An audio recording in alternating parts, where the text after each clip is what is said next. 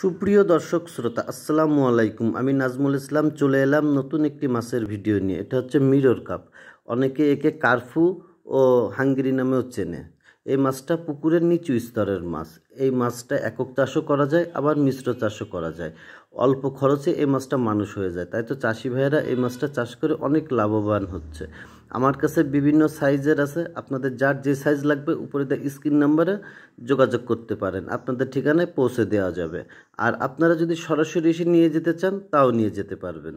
আমার কাছে কেজিতে 4টা 5টা, কেজিতে 10টা 20টা ও 50টা লাইনের আছে। এছাড়াও কেজিতে 1000 লাইনের আছে, রেনু আছে, ধানি আছে।